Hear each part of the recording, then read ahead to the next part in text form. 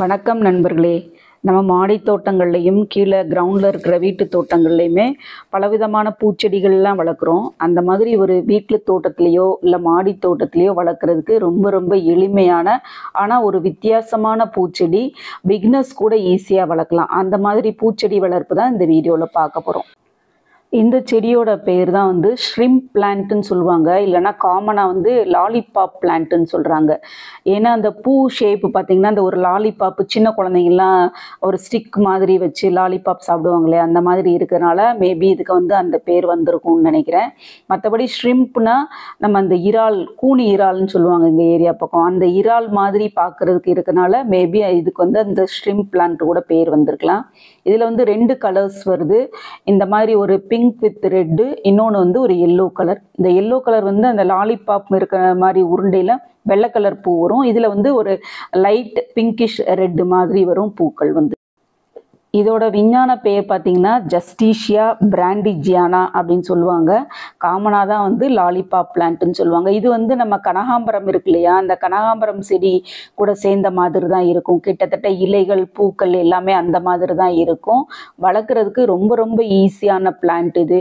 Just இதோட propagate பண்ணுறதுக்கு ஒரு கம்பு கிடைச்சா கூட போதும். அந்த கம்பு வந்து நம்ம கிரவுண்டில் ஊனி வச்சாலே, மண்ணும் மணலும் கலந்த கலவையில் ஒரு நிழலான இடத்துல ஊனி வச்சாலே 15 நாளைக்குள்ள வேர் பிடிச்சி வளரக்கூடிய செடி தான் இது.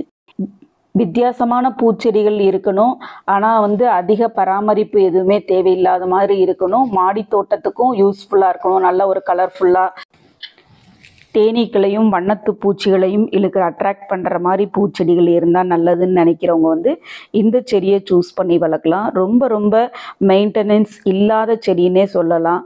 ஈஸியாக வந்து வளர்க்கக்கூடியது. அதிக அளவு வெயில் தேவையில்லை இந்த செடிக்கு. அதாவது ஃபுல் சன்லைட்டில் வைக்க வேண்டாம். ஒரு பார்ஷியல் ஷேடு 2 மணி நேரம் அல்லது ஒரு 3 மணி நேரம் வெயில் கிடைக்கிற இடத்துல வச்சாலே போதும். காலை வெயில் அல்லது மாலை வெயில் கிடைக்கிற இடத்துல, உச்சி வெயில் அடிக்கிற இடத்துல மட்டும் வைக்க வேண்டாம். பாட்டிங் மிக்சருமே இதுக்கு வந்து நம்ம நார்மலாக எல்லா பூச்செடிகளுக்கும் கொடுக்குற மாதிரியே 2 பங்கு தோட்டத்து மண், 1 பங்கு கொக்கோபீட், 1 பங்கு தொழு உரம், கொஞ்சம் வேப்ப புண்ணாக்கு, இந்த மாதிரி ஒரு மண் கலவையில் நட்டு வச்சாலே இந்த செடிகள் வந்து ரொம்ப அழகாக வளரும். பூக்களுமே வந்து நட்டு ஒரு சின்ன கன்று தான் நான் வாங்கி வச்சேன். வாங்கி வச்சு ஒரு இப்போ வந்து 3-4 மந்த்ஸ் ஆகுது. 4 மந்த்ஸ்லேயே நிறைய பூக்கள் கொடுக்க ஆரம்பிச்சிருச்சு. பூக்க ஆரம்பிச்சதுன்னா டெய்லி பூக்கள் இருக்குது. ஆனால் இதில் வந்து அந்த பூக்கள் வந்து ஒன்றொன்னா தான் பூக்குது. அந்த ஒரு ஸ்பைக்லேருந்து டெய்லி மறுநாள் வந்து உதிர்ந்துருது. சூரிய வெளிச்சத்தில் வைக்கும்போது தான் பூக்களும் கிடைக்கிது. அதே சமயம் தண்ணீர் வந்து தினமும் கொடுத்துடணும். நம்ம மற்ற செடிகளுக்கெல்லாம், பூச்செடிகளுக்கு தினமும் தண்ணீர் ஊற்றுற மாதிரி காலையிலே இதுக்கும் வந்து தண்ணீர் ஊற்றிடணும். உரங்கள் வந்து அதிகமாக தேவைப்படாது. ஒரு மாதத்துக்கு ஒரு தடவையோ 2 மாதத்துக்கு ஒருக்கையோ, ஏற்கனவே நம்ம பாட்டிங் மிக்சரில் வந்து சாண உரம் சேர்த்துருக்கோம் இல்லையா, அதுக்கப்புறம் ஆர்கானிக்கோ இன்ஆர்கானிக்கோ எதுனாலும் கொடுக்கலாம். வருஷம் முழுவதுமே இதில் இந்த செடிகள் வந்து பூக்கள் பூத்துட்டே தான் இருக்கும். இது வந்து சீசனல் ஃப்ளவரிங் பிளான்ட்டு கிடையாது. இந்த செடிகள் வந்து ஒரு பெஸ்ட் ரெசிஸ்டன்ட் பிளான்ட் தான். அதனால் நோய் தாக்குதல் வந்து இந்த செடிகளுக்கு வர்றதில்லை, அவ்வளோ எளிதில் வர்றதில்லை. என் செடிக்கு இது நாள் வரைக்கும் எந்த ஒரு பெஸ்ட் அட்டாக் வந்ததில்லை. நான் பெஸ்டிசைடு எதுவுமே தெளித்ததும் இல்லை.